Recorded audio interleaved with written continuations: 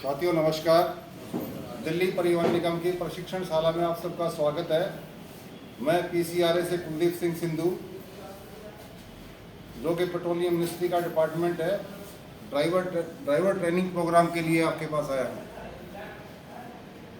हमारे driver training programme जिसमें PCRA द्वारा बताया जाता है कि किस प्रकार अपने तेल, diesel, petrol, kerosene, CNG, LPG या बिजली का हम प्रयोग करते तब किस तरह उसको बचा सकते हैं। सबसे पहली बात आती है कि ये तेल बचाना क्यों है।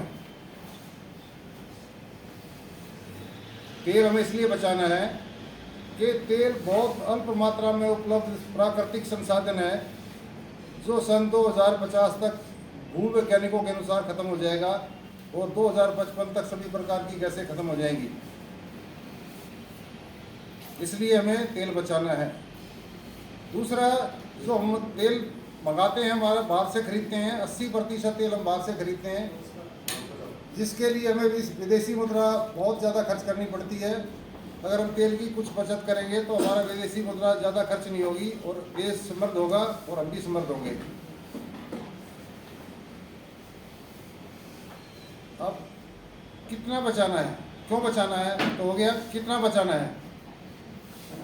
अगर हम 1 किलोमीटर के ऊपर 26 बूंद तेल बचा लेते हैं तो समझ लीजिए कि हम साल में 2000 लीटर तेल या गैस या सीएनजी, एलएनजी जो भी बचा देंगे, जिससे कि एक बहुत बड़ी कीमत होती है और हर आदमी इस तरह को अगर कंट्रीब्यूशन करता है तो बहुत ज़्यादा बचत हो जाएगी। अब कैसे बचाना है दोस्तों। पीसीआरए का गठन से पहले की कहानी है कि 1973 में एक बहुत बड़ा तेल संकट आया था, जिसमें कि जो तेल सप्लायर देश थे वहाँ लड़ाइयाँ स्टार्ट हो गई थी गल्फ में, और तेल की सप्लाई की जो था आपूर्ति बाधित हो गई थी, जिसके कारण बड़ा एक ऐसा माहौल बन गया था कि अगर तेल नहीं होगा तो क्या होगा। और लेकिन सरकार ने बात संभाल ली बहुत जल्दी और ये स्थिति संभल गई। लेकिन उस समय बड़ी मारामारी हो गई थी तेल के लिए पूरे विश्व में, हिंदुस्तान में ही नहीं। तो सरकार ने इस पर विचार किया और कहा कि अगर ये जो चीज़ 80% हम बाहर से मंगाते हैं, हम पूरी तरह डिपेंड है दूसरे के ऊपर, वो चीज़ कभी भी ये स्थिति आ सकती है। तो उन्होंने एक एक्सपर्ट्स का ग्रुप बनाया, पीसीएजी, पेट्रोलियम कंजर्वेशन एक्शन ग्रुप। 6 जनवरी 1973 को एक ग्रुप बनाया जिसमें एक्सपर्ट्स लोग इकट्ठे किए गए और उनको एक काम दिया गया कि आप ये पता करो कि मैं एक डेस्टिनेशन पे, जैसे दिल्ली से चंडीगढ़ मेरे को जाना है, मैं वहाँ पहुँच भी जाऊँ और वापस भी आ जाऊँ, और मैं इसमें कुछ तेल की बचत कर सकता हूँ। तो साहब उन्होंने अपनी रिपोर्ट दी और उसमें उन्होंने कहा 5 से लेकर के 20% तक की तेल की बचत हो सकती है। और ये 16 अगस्त 1978 को पीसीएजी को पीसीआरए में बदल दिया गया, पेट्रोलियम कंजर्वेशन एक्शन ग्रुप को पीसीआरए, एक नया डिपार्टमेंट बना दिया गया पेट्रोलियम मंत्रालय के दौरान। अब जो कमेटी ने सिफारिशें दी थी, सबसे पहली सिफारिश थी उसमें कि जो गति सीमा है, गति सीमा को हम 45 से 55 तक ही गाड़ी चलाएंगे। अगर 45 से 55 की स्पीड में गाड़ी चलाई जाती है तो इसमें हम 15 से लेकर 30% तक की बचत सीधी कर लेते हैं। दूसरा शर्त थी कि जो गाड़ी की मेंटेनेंस है वो प्रॉपर तरीके से हो। जो ओरिजिनल इक्विपमेंट मैन्युफैक्चरर ने जो उसके लिए ऑयल फिल्टर वगैरह जो बताए कि ये डालेंगे तो वही डालने चाहिए। अगर हम सही ग्रेड का तेल डालते हैं तो हमारी 2 बचत, डुप्लीकेट ऑयल डालते हैं तो 2% की बचत हमारी सीधी हो जाती है। उसके बाद आती है हवा। अगर टायरों की हवा सही है, अगर टायरों की हवा सही है, बिल्कुल एक आदमी कम होगा आपका है। अगर टायरों में हवा सही है तो हम 2% की तेल की बचत कर सकते हैं। और अगर हवा कम है तो सीधा 5% का लॉस हो जाएगा और हमारा टायर की एज जो है 15% सीधी कम हो जाएगी। क्यों हो जाएगी कि पहले जो टायर थे उसमें सबके नायलॉन थ्रेड्स से बनते थे, लेकिन आज जो टायर बन रहा है वो आपका स्टील बेल्ट लग रही है, ऐसे स्टील बेल्ट लग रही है, और वो स्टील बेल्ट गर्म होकर टूट जाएगी और आपका टायर फट जाएगा। समय पर टायर बदलें, समय पर टायर बदलें। अगर आपका घिसा हुआ टायर है तो उसमें फ्रैक्शन लॉस ज़्यादा होगा और आपका ज़्यादा तेल खर्च होगा। अब हवा कितनी होनी चाहिए टायर में? आम ड्राइवर सबको मालूम है, ड्राइवर एक वो रखते हैं अपना बना के, सरिया बना के रखते हैं, उससे मार के देख लेते हैं भाई मेरे को इसमें आवाज़ ठीक आ रही है कि नहीं आ रही है, चलो वो एक अंदाज़ा है। लेकिन मेरा टायर की जितनी चौड़ाई है, मेरे टायर की चौड़ाई है ये मेरे टायर की चौड़ाई है, तो तकरीबन मेरा टायर इतना ही टिकना चाहिए ज़मीन में। अगर इतना टायर ज़मीन में टिकता है तो मेरा टायर परफेक्ट है, मेरे टायर में पूरी हवा है।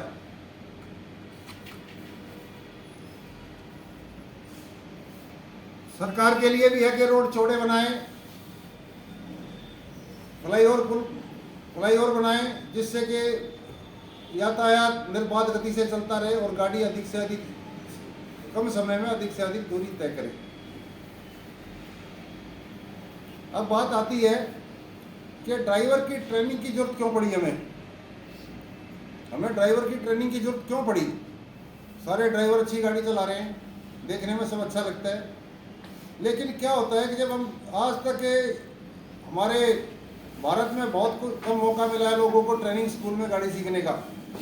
हम सभी ने गाड़ी सीखी है तकरीबन हेल्पर क्लीनर बन के या किसी रिलेटिव के साथ लग के हमने गाड़ी सीखी है। लेकिन होता क्या है कि जो मेरा उस्ताद, जो मेरा ड्राइवर है, जो गाड़ी सिखाने वाला है, उसमें भी बहुत सारे गुण और अवगुण हैं। लेकिन जो मेरे उस्ताद ने, मेरे ड्राइवर ने जो गाड़ी सिखा दी मेरे को और जो उसने बता दिया वही मेरे लिए ब्रह्म वाक्य है। उसने कोई गलत चीज़ बताई तो मैंने गलत ही पकड़ ली और वो हमेशा ऐसी चलती रही। मुख्य गलतियाँ क्या होती हैं कि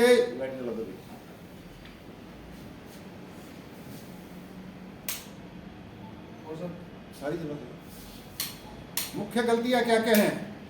सबसे बड़ी गलती होती है कि गाड़ी को पार्क करने की। हम शाम को लेते हैं, गाड़ी पार्क करने की समस्या बात आती है तो तकरीबन हम लोग गाड़ी पार्क करते हैं, जिधर से आई उधर ही मुँह करके खड़ी कर दी, लेकिन जिधर हमें सवेरे जाना है उस तरफ हमने मुँह करके खड़ी नहीं की। क्या होता है कि सवेरे जब हम गाड़ी स्टार्ट करते हैं तो ना तो हम गाड़ी को गर्म करते हैं, एक इनिशियल टेम्परेचर जो उसका होना चाहिए ना वो करते हैं, सीधा बैक गियर लगाया और गाड़ी बैक कर दी।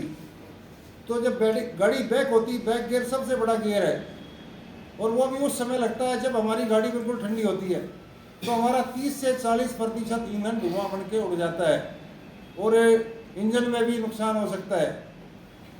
तो जब शाम को हम गाड़ी खड़ी करें तो हमारा हक बनता है, फर्ज बनता है कि हम गाड़ी को उधर ही खड़ी करें जिस तरफ सवेरे उसको जाना है। क्लियर? उससे क्या होगा, जब हम सवेरे आएंगे, पहले तो आते ही सबसे पहले काम हम करेंगे कि गाड़ी का ऑयल, कूलेंट, वाटर ये चेक करेंगे। उसके बाद में ये ठीक मिला, उसके बाद में हम स्टीयरिंग पर जाकर बैठ करके क्लच दबाएंगे और क्लच दबा के गाड़ी स्टार्ट कर देंगे। ये क्लच क्यों दबाएंगे भाई? पहले तो क्लच का कोई सिस्टम नहीं था, लेकिन अभी जो नई गाड़ियों में सभी सिस्टम आ रहा है, आपको क्लच दबा के ही गाड़ी स्टार्ट होगी। मतलब सिस्टम ही कर दिया कि गाड़ी क्लच दबा के स्टार्ट करनी है। उससे क्या फ़ायदा होगा कि जब मेरी गाड़ी स्टार्ट होगी तो मेरे इंजन पे कम से कम लोड आएगा और कम डीजल खर्च होगा और गाड़ी जल्दी स्टार्ट हो जाएगी। क्या होता है, जब मेरा क्लच नहीं दबाते तो मेरी गियर बॉक्स की मेन शाफ्ट मेरे इंजन से जुड़ी होती है। जब मैं इंजन में सेल्फ लगाता हूँ तो मेरी जो मेन शाफ्ट हो साथ घूमती है, जो मेन शाफ्ट है गियर बॉक्स के साथ घूमती है। अगर मैं क्लच दबा लेता हूँ तो दोनों अलग अलग हो जाती हैं, तो मेरे जो इंजन पे लोड था वो कम हो गया और मेरा जहाँ 1.5 राउंड में स्टार्ट होना था, एक ही राउंड में मेरी गाड़ी स्टार्ट होगी। बाई चांस आपकी बैटरी भी कमज़ोर है, अगर थोड़ी बहुत बैटरी कमज़ोर है तब भी गाड़ी आपकी स्टार्ट हो जाएगी। तो दोस्तों ये जो फ्यूल है, पेट्रोल, डीजल, सीएनजी जो भी है, ये कभी भी लीटरों में नहीं बचेगा, ये बूंद बूंद बचेगा और बूंद बूंद ही बचाना है। और जब तक आपकी इच्छा नहीं होगी, जब तक ड्राइवर की इच्छा नहीं है कि उसमें तेल बचाना है या उसको फ्यूल बचाना है, तब तक वो फ्यूल नहीं बचेगा। फ्यूल कब बचेगा? जब आपके स्वामित्व की भावना होगी। जब आप अपनी गाड़ी, अपनी मोटरसाइकिल या अपनी कार लेके चलते हैं तो आप जरा सी एवरेज में फ़र्क मिलते ही कहते हैं मेरी एवरेज कम हो गई। लेकिन सरकारी गाड़ी के ऊपर बैठ के या ठेके की गाड़ी के ऊपर बैठ के कोई ये नहीं कहता कि मेरी गाड़ी की एवरेज कम हो गई। क्यों नहीं होगी? कि वहाँ स्वामित्व की भावना नहीं लगती। तनख्वाह मिल रही है, मैं तनख्वाह पे हूँ, मेरे को क्या मतलब है। लेकिन दोस्तों, अगर आप तेल बचाते तो बहुत अच्छे ड्राइवर हैं। आप अपना भला नहीं, अपने मालिक का भला नहीं, आप राष्ट्र का भी भला कर रहे हैं।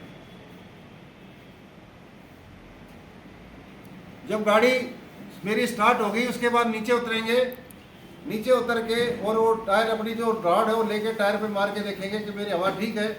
फिर पिछले जोड़े पे जाएंगे, गाड़ी स्टार्ट हो गई आपकी, पिछले जोड़े पे जाएंगे, वहाँ अंदर वाला टायर खास करके ध्यान से चेक करेंगे कि अंदर वाला टायर पंचर तो नहीं है या टायर के बीच में कोई रोड़ा तो नहीं फंसा हुआ। उसको चेक करते हुए गाड़ी का पूरा चक्कर लगा देंगे। उसके बाद वो रख देंगे आप जो आपकी रॉड है। उसके बाद गाड़ी के नीचे झुक के देखेंगे कोई डीजल या लुब्रिकेंट लीक तो नहीं हो रहा है, या मेरी जो प्रोपेलर शाफ्ट है उसके नट बोल्ट कोई गायब तो नहीं है, जो ड्रिवन शाफ्ट बोलते हैं जिसको, अगर उसका कोई नट बोल्ट गायब हो गया, अगर वो पीछे से खुल गई डिफरेंशियल साइड से, तो हो सकता है कोई नुकसान ना हो, आपकी जो डिफरेंशियल रॉड ही खराब, जो प्रोपेलर शाफ्ट वही खराब हो जाएगी। लेकिन वो आगे से खुल गई तो एक बहुत भयानक एक्सीडेंट का कारण बन जाएगी। जैसे ही वो ज़मीन में टकराएगी, ज़मीन में टकराते ही वो ज़मीन में फंस के और जैक लगा के गाड़ी के कई पलटे लगवा देगी, जिसमें कि बहुत सारे एक्सीडेंट हुए हैं और बहुत सारी हानि हुई है। पहले हम लोग क्या करते थे, फैन बेल्ट लगा बांधते थे उसके नीचे, लेकिन अब एक रूल बन गया कि प्रोपेलर शाफ्ट के नीचे प्रोपेलर शाफ्ट गार्ड लगेगा ही लगेगा, हर कंपनी लगा के देगी।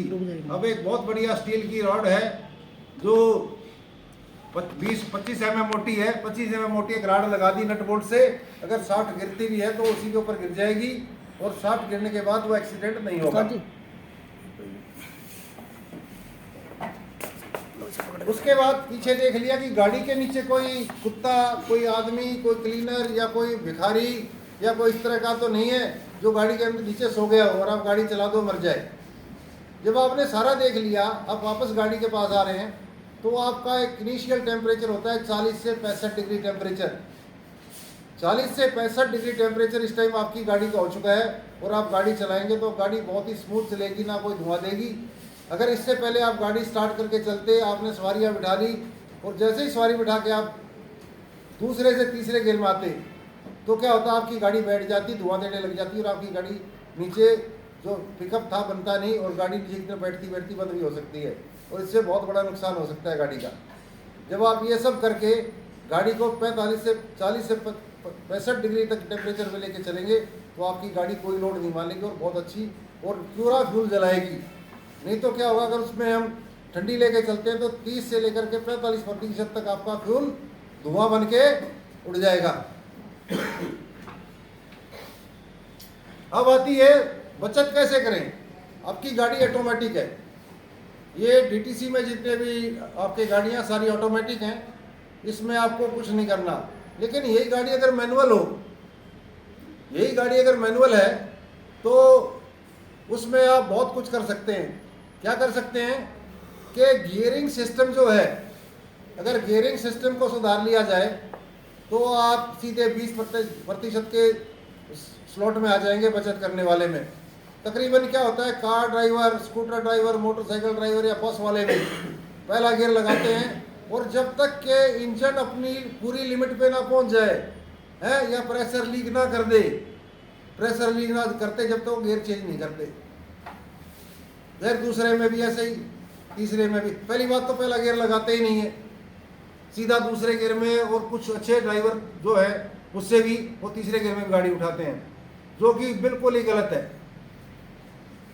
मेरे को एक सीधा फार्मूला है, अगर आपको गाड़ी में बचत करनी है और अपनी गाड़ी को लंबे समय तक बिना अच्छी रखाव में रखना है, तो पहला गियर लगाने के बाद में दूसरा गियर 7 से लेकर 10 के स्पीड में आपको लगा देना है, तीसरा गियर 20 तक लगा देना है, चौथा गियर आपको 30 तक लगा देना है और पांचवा गियर 40 तक लगा देना है, छठा गियर आपको 50 तक लगा देना है। 50 तक आप गियर लगा लिया, अब इस तरह गियर लगाओगे तो कोई आपको रोक नहीं सकता।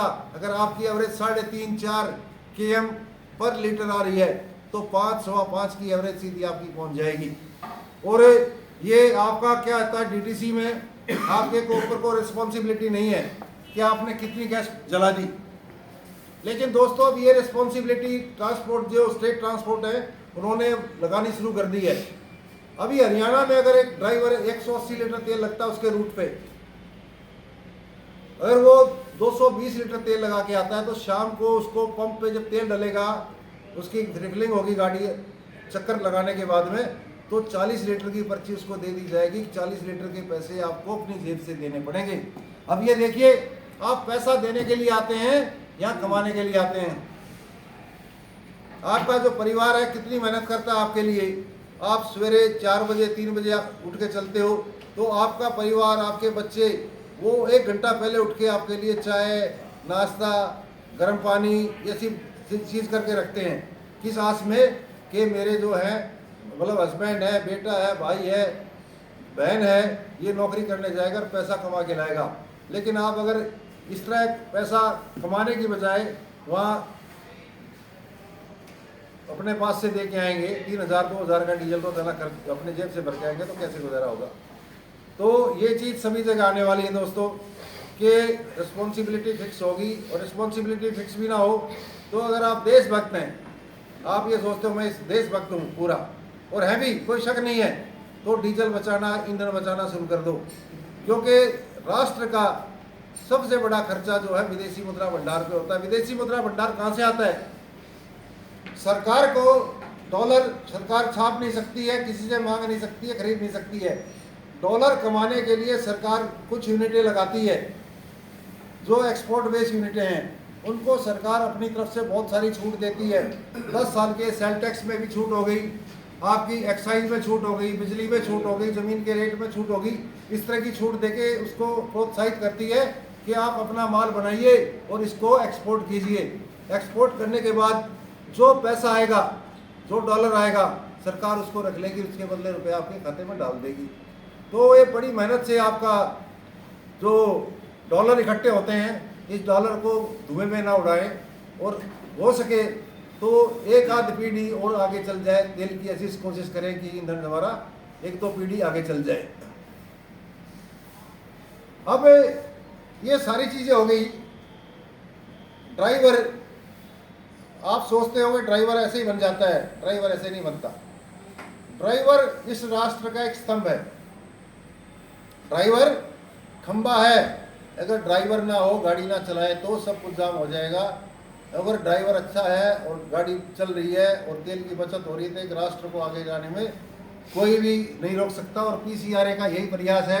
अब तक लाखों ड्राइवरों को पीसीआरए द्वारा ट्रेनिंग दी गई है और इसका सबसे बड़ा लाभ पहले लिया ड्राइवर, ट्रक ड्राइवर ने। अभी हम सब देखते हैं, आप भी बैठे हो, लेकिन आज आपकी रिस्पॉन्सिबिलिटी नहीं है तो आप भी सुन रहे हो। आप सिर्फ सुन रहे हो, मतलब वो नहीं है कि बिल्कुल जिस तरह के ट्रक ड्राइवर ने सुना। अब ट्रक ड्राइवर क्या होता है कि कॉन्ट्रैक्ट पे चलता है।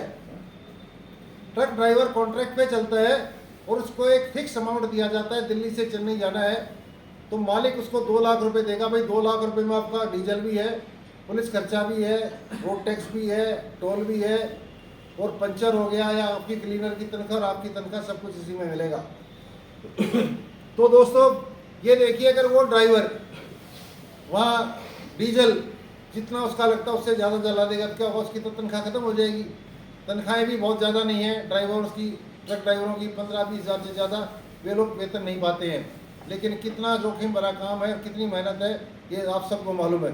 तो ड्राइवर ने क्या किया, ट्रेनिंग लेना स्टार्ट किया पीसीआरए से।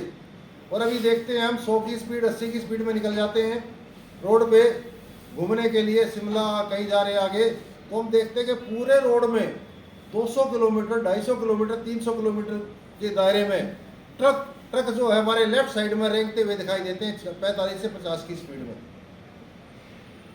होता है, देखा है आप सबने। वो क्यों चलते हैं कि उनको तेल बचाना है, डीजल बचाना है। जो उसकी असली बचत आएगी, मालिक ने तो उसको फिक्स अमाउंट दे दिया, लेकिन फिक्स अमाउंट में उसको डीजल बचाना है। वो डीजल जो है एक राउंड में 10 से 12 हज़ार रुपये का डीजल बचा लेता है। जो उसकी असली प्रॉफिट उसी का वही है। दो फायदे हुए, एक तो मेरा ड्राइवर स्मर्द हो गया, मेरा तेल कम जला। तीसरा पोल्यूशन नहीं हुआ। प्रदूषण भी तो फैलता है। अगर ये जो आज का प्रदूषण चल रहा है, जो स्थिति आज प्रदूषण की चल रही है, अगर यही प्रदूषण 20 साल तक और चलता रहा तो वो स्थिति दूर नहीं है कि हमें पैदा होते ही हमारे कंधे पर सिलेंडर आ जाएगा ऑक्सीजन के लिए, काम करने के लिए।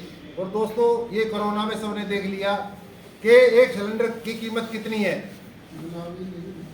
1260 रुपए के करीब एक सिलेंडर आता है 8 किलो का। 3 सिलेंडर चाहिए आपको 24 घंटे के लिए, तो 1.25 लाख रुपए की तो आप ऑक्सीजन चाहिए।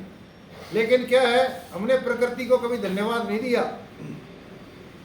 हमने प्रकृति को कभी धन्यवाद नहीं दिया, ना प्रकृति को और सजाने की, इस धरा को सजाने की कोशिश की। हमने रासा जितने पेड़ थे हम लगातार काटते जा रहे हैं। देखिए, 1.25 लाख रुपए की ऑक्सीजन आपको मुफ्त में दे रहा प्रकृति।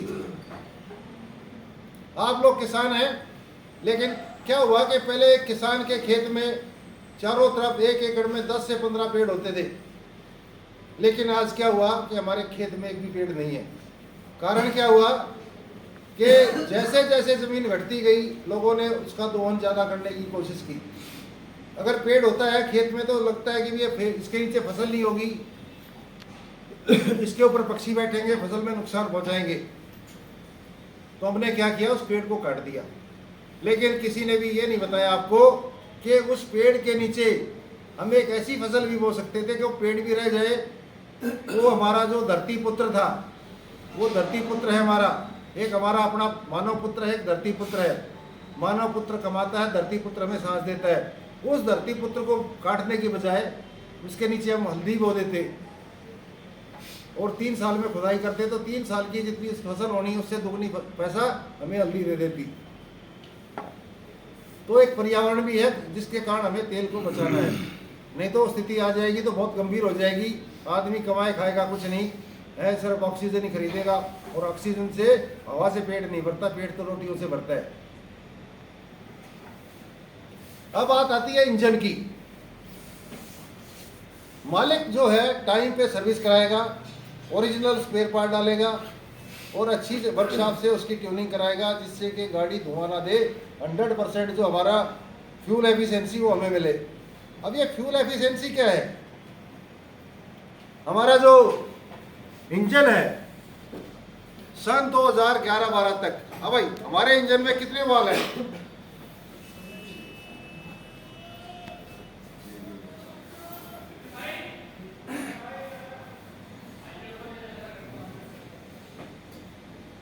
Four stroke IC engine. भाई ये 4 स्ट्रोक क्या होते हैं?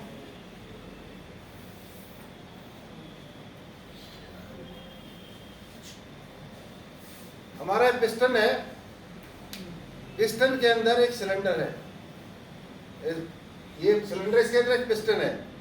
ये पिस्टन ऊपर नीचे जाता है, इसी से इंजन चलता है। तो 4 स्ट्रोक क्या होते हैं? अभी तक क्या था हमारा कि हमारा 2 वाल्व होते थे इसमें, एक इनलेट वाल्व, एक एग्जॉस्ट वाल्व। 2 वाल्व एक सिलेंडर पे यही थे। लेकिन ये दोस्तों जो इसमें चेंज किया गया जब यूरो 3 आया 2011-12 में, वो इसको कॉन्सेप्ट को टोटली चेंज कर दिया गया। क्या था कि हमारा जो सीएनजी है 5 से लेकर के 15% तक अगर आम हवा में है तो जलेगी। 5% से लेकर के अगर 15% तक हवा में है तो जलेगी। इससे कम है तो तब भी नहीं आग लगेगी। अगर मेरा यह 96% हवा है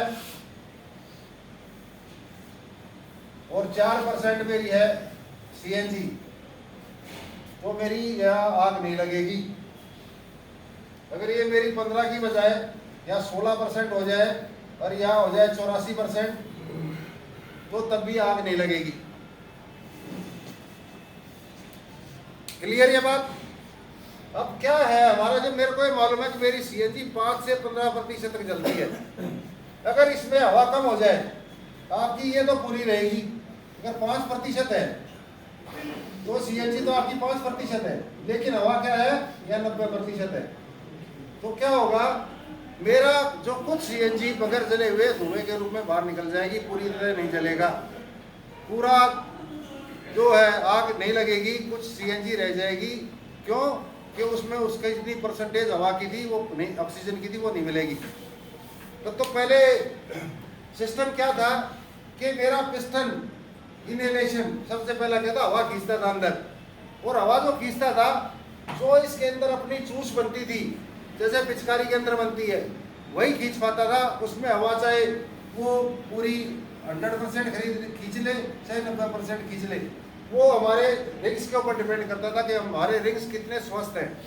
अगर रिंग में लीकेज नहीं है तो पूरी हवा खींचेगा, लेकिन फिर भी पूरी हवा नहीं आ पाती थी। तो क्या होता था कि हमारी गाड़ियाँ धुआं देती थी, कितनी भी अच्छी गाड़ी थी स्टार्टिंग पे वो सब में धुआं देती थी। अब इंजीनियरों ने दिमाग लगाया, भाई मेरा ईंधन जो है 5 से लेकर के 15% तक चलता है, तो मैं इतनी हवा दूं इसको, इतनी हवा दूं कि 5 से 6% पे ही गाड़ी स्टार्ट हो जाए, 5 से 6% पे ही गाड़ी स्टार्ट हो जाए, ना कि 10% या 15% कि मैं इसको सीएनजी दूं तब गाड़ी स्टार्ट हो। तो उसके लिए क्या था कि हवा ज़्यादा चाहिए थी। जब हवा की ज़्यादा जरूरत थी तो उन्होंने क्या किया, ये एक वाल्व की बजाय 2 वाल्व कर दिए इनलेट, 2 वाल्व इनलेट और 2 आउटलेट।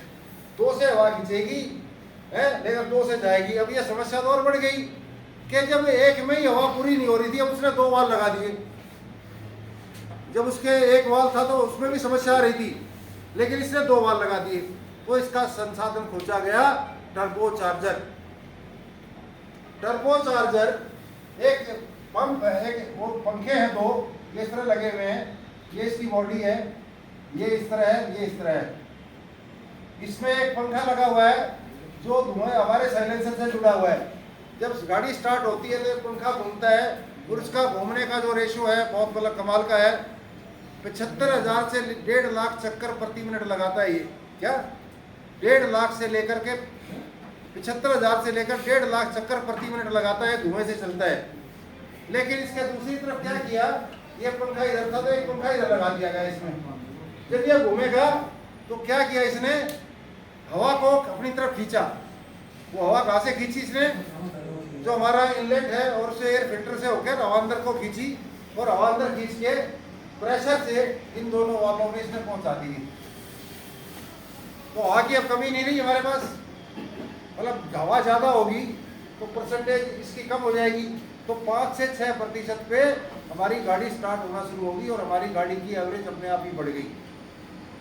दूसरा, हमारा धुआं खत्म हो गया, पोल्यूशन खत्म हो गया। जितनी भी गाड़ियां हैं, अगर सारे सब कुछ हीट पे डिपेंड करता है। अगर हीट ज़्यादा है तो पिस्टन ज़्यादा जोर से नीचे जाएगा, अगर हीट कम है तो पिस्टन आहिस्ता से जाएगा और हमारी गाड़ी को ज़्यादा डीजल या ईंधन लगाना पड़ेगा उस हीट को जनरेट करने के लिए। तो पहला स्ट्रोक क्या हो गया हमारा, इनहेलेशन, चूसना। इसने तेल हवा को अंदर खींच लिया, अब ये भर गया यहाँ तक। अब दूसरा क्या होगा, अब इसने इसको दबाया, इसने ऊपर दूसरी बार गया तो इसने दबाया, इसको कंप्रेस किया। अब ये सीएनजी है, सीएनजी है तो ये 12 गुना तक दबाएगा इसको। मतलब एक 12 लीटर है, अगर 12 लीटर इसमें हवा भरी हुई है तो 1 लीटर रह जाएगी, और इसका टेम्परेचर बहुत ज़्यादा हो जाएगा। उसके बाद हमने क्या किया, एक स्पार्क प्लग लगाया हुआ है। जब ये प्रेशर यहाँ तक रुक गया तो उसी टाइम क्या होगा, इसमें स्पार्क हो जाएगा। जैसे ही स्पार्क होगा इसमें धमाका हो जाएगा, अंदर आग लग जाएगी, और आग लगने के प्रेशर के कारण ये पिस्टन नीचे की तरफ जाएगा। पिस्टन नीचे की तरफ गया तो हमारी गाड़ी स्टार्ट हो जाएगी। चौथा स्ट्रोक फिर आएगा, ये वाल्व खुल जाएंगे, इसमें से धुआं बाहर निकल जाएगा। ये तो हो गई मेरी डीजल और पेट्रोल और सीएनजी की बात। अब डीजल की बात आती है तो डीजल में सेम यही चीज है, लेकिन ये नहीं है। इसकी जगह क्या है,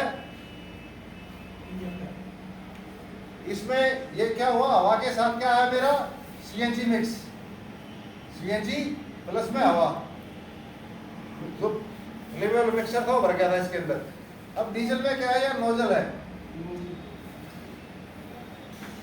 नोजल है तो क्या होगा कि जब मैं इसका सिद्धांत और उसका सिद्धांत बिल्कुल अलग है। जैसे ही पिस्टन नीचे आया उसने हवा खींच ली और उसने ऊपर जाके दबाया, तो यहां तो था मेरा 12 गुना, लेकिन वहां क्या है 18 से लेकर के 24 गुना तक दबाया उसने, 18 से लेकर 24 गुना तक दबाया।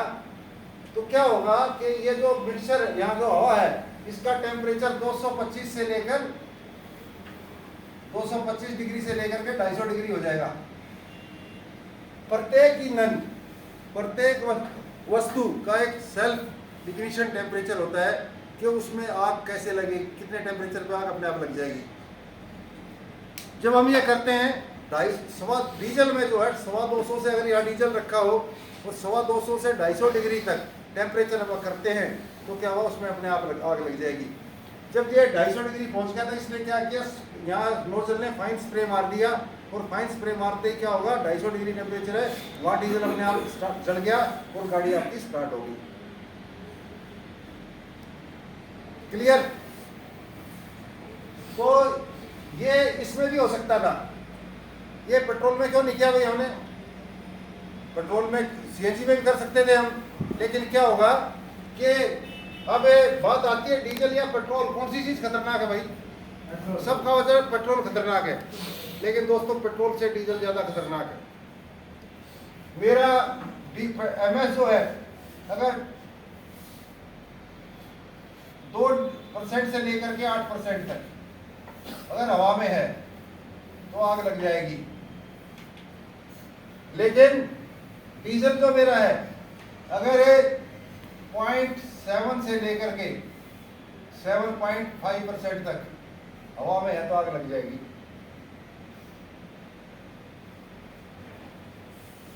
मेरा डीजल जो है 250 तक आग लग जाएगी, लेकिन इसमें मेरे पेट्रोल में 280 डिग्री टेम्परेचर चाहिए तब आग लगेगी अपने आप।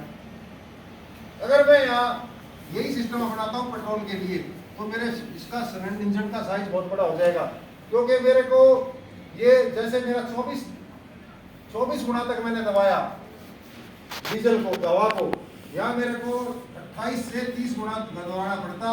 28 से 30 गुना दबाएंगे तो क्या होगा कि मेरे पिस्टन का साइज बहुत बड़ा हो जाता और सिलेंडर का साइज बहुत बड़ा हो जाता उसको दबाने के लिए। तो इंजन छोटा रखने के लिए इसमें स्पार्क प्लग लगा दिया, इसलिए क्योंकि डीजल के से पेट्रोल का सेल्फ इग्निशन जो है खुद जलने का जो टेम्परेचर है बहुत ज़्यादा है, 30-35 डिग्री ज़्यादा है, इसलिए डीजल में ये किया गया, पेट्रोल में हमने प्लग लगाकर के उसमें आग लगा दी।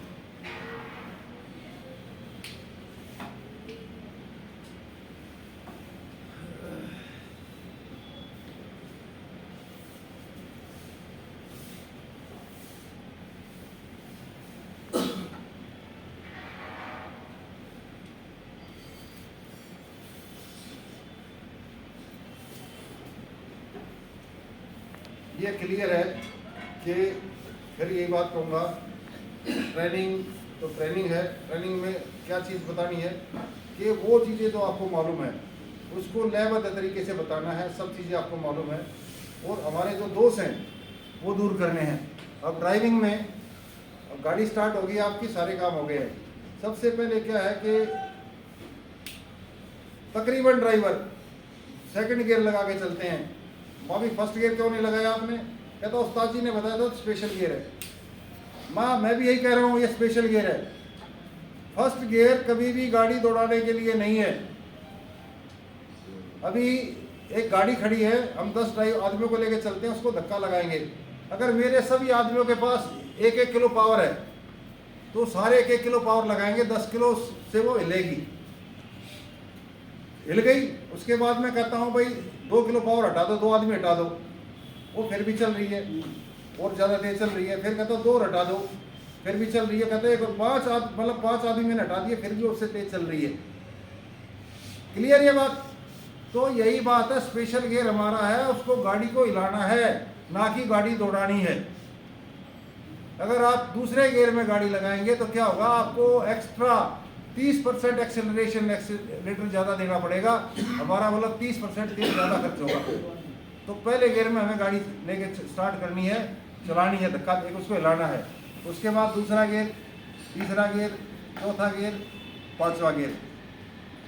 उसके बाद कभी भी क्लच दबाए बगैर गियर नहीं लगाना, और क्लच पर पैर रख के कभी गाड़ी नहीं चलानी। क्लच पे पैर रख के गाड़ी नहीं चलानी, और बगैर क्लच के ब्रेक नहीं लगाना। बहुत सी डीटीसी में हर जगह देखता हूँ, ड्राइवरों साथ में चलते हैं तो सीधा खड़ाक मार देते हैं। नीलैंड गाड़ियों में खास करके देखने में आता है कि क्लच ही नहीं दबाते, सीधा मतलब गाड़ी की इस तरह की हालत डाल ली कि वो अपने एक्सीलेटर से फिक्स कर लिया उसने, लिस्ट पे आके गियर अपने आप लग जाएगा। क्लियर है?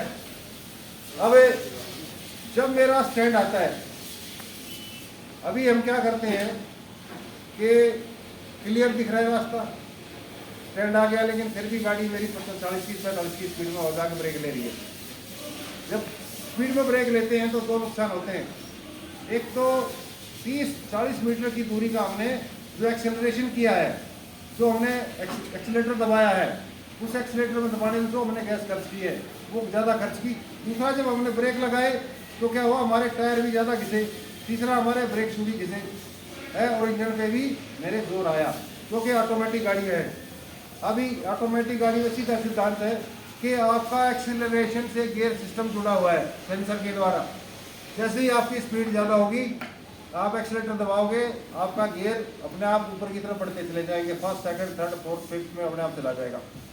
लेकिन हम क्या करते हैं, जब अचानक हम गियर डालते हैं तो मेरे सेंसर भी गड़बड़ा जाते हैं और मेरी स्पीड क्या है, एक्स्ट्रा ऑर्डिनरी बढ़ जाती है। और जब एक्स्ट्रा ऑर्डिनरी स्पीड बढ़ गई और एकदम ब्रेक लूँगा तो क्या होगा कि मेरे इंजन में कहीं ना कहीं नुकसान होगा। दूसरी बात, जो गाड़ी आपकी हैं, ये मार्को पोलो गाड़ी है, इसमें आपने देखा होगा कि इसमें आपकी प्रोपेलर शाफ्ट नहीं है। इसको डिफरेंशियल से इतने नज़दीक रखा हुआ है कि एक सिर्फ कनेक्टिंग वो है, रॉड है, उससे जुड़ी हुई है, बिल्कुल साथ में 1.5 फीट 2 फीट का है। आपका डिफरेंशियल से इंजन का फासला 1.5-2 फीट का है। ये इसलिए क्यों रखा गया कि जब हम लंबा शाफ्ट रखते हैं तो हमारे जो पीछे हमें जो पावर ट्रांसमिट करनी पड़ती है, उसको ट्रांसमिट करने में जोर पड़ता है। लेकिन जितना नज़दीक हमारी शाफ्ट और वो डिफरेंशियल और इंजन होगा, उतना ही हमारा कमज़ोर लगेगा और हमारी गाड़ी ज़्यादा ताकतवर रहेगी।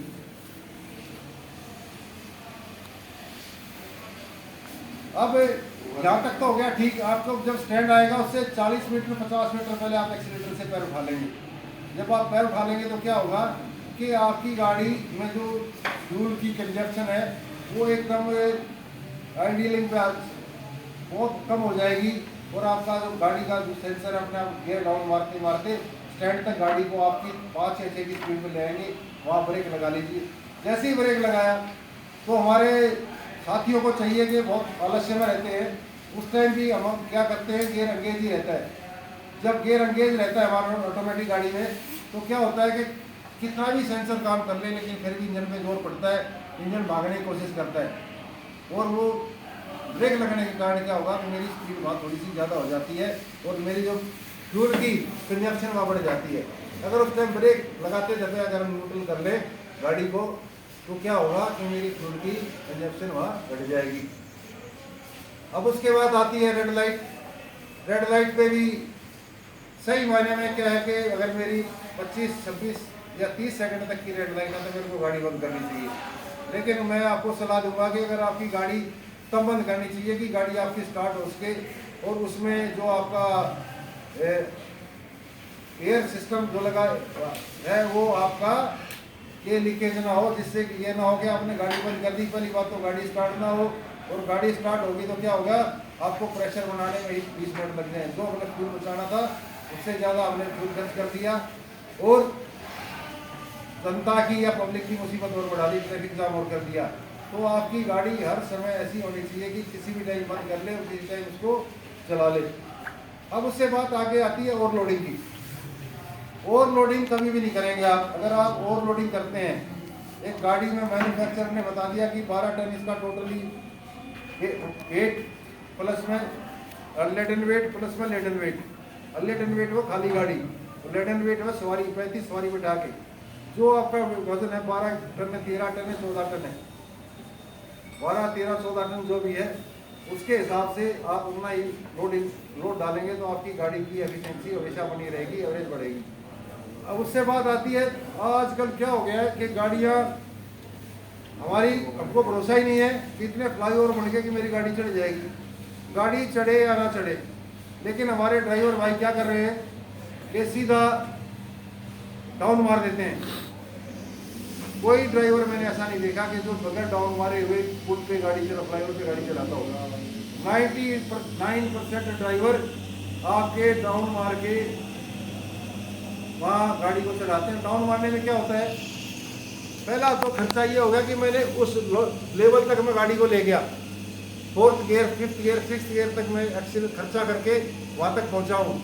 5th गियर या 4th गियर की स्पीड में आप पहुँचे हैं तो आप मुफ्त में नहीं पहुँचे हैं, वहाँ उसके लिए आपने फ्यूल खर्च किया है। और वो जब मैं डाउन मारता हूँ तो क्या करते हैं, डाउन मारने के लिए मेरे इंजन की स्पीड, मेरे इंजन के आरपीएम और मेरे गियर बॉक्स के आरपीएम जब तक मैच नहीं करेंगे, जब तक आपका डाउन नहीं लगेगा। अगर आप मारने की कोशिश करेंगे तो आपके गियर में बहुत ज़्यादा आवाज़ होगी और हो सकता है गिरानी भी टूट जाए आपकी। तो वो काम करने के लिए तो मैंने खर्चा किया, 50-60 की स्पीड पे ले गया, वहाँ तक खर्चा किया। दूसरा मैंने क्या किया, वो गियर आपका आरपीएम मैच करने के लिए मैंने न्यूट्रल करके और एक बार एक्सीलेटर को बहुत जोर से दबाया, जिससे कि मेरे गियर बॉक्स के आरपीएम, इंजन के आरपीएम गियर बॉक्स से मैच करते हैं, जिससे कि मेरा डाउन लग जाए। तो 2 नुकसान हो गए। तीसरा, गाड़ी के ऊपर कितना लोड पड़ा, आपके इंजन के ऊपर, आपके गियर बॉक्स के ऊपर कितना लोड पड़ा।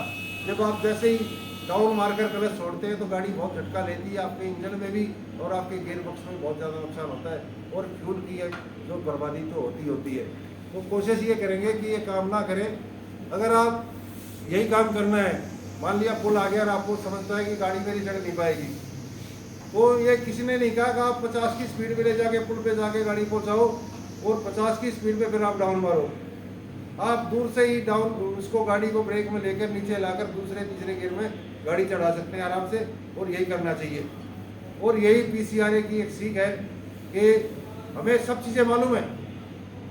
पीसीआरए यही कहता है कि ड्राइवर्स को सब कुछ मालूम है, लेकिन एक क्रमबद्ध तरीके से, एक सुचारू रूप से हमें ड्राइवर को क्या करना है यही हमें बताना है। बाकी आप लोगों में कोई कमी नहीं है कि ड्राइवर में कोई कमी है, ड्राइवर को कुछ आता नहीं है।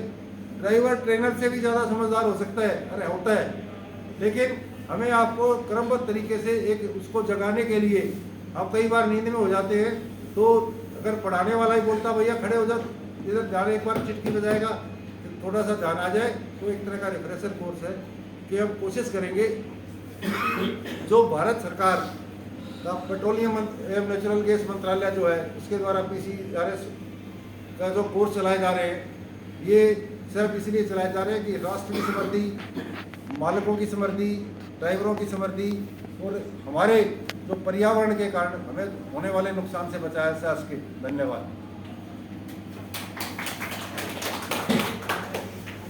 कैसा है वीडियो भाई? आधे घंटे का तो हो गया होगा, 43 मिनट।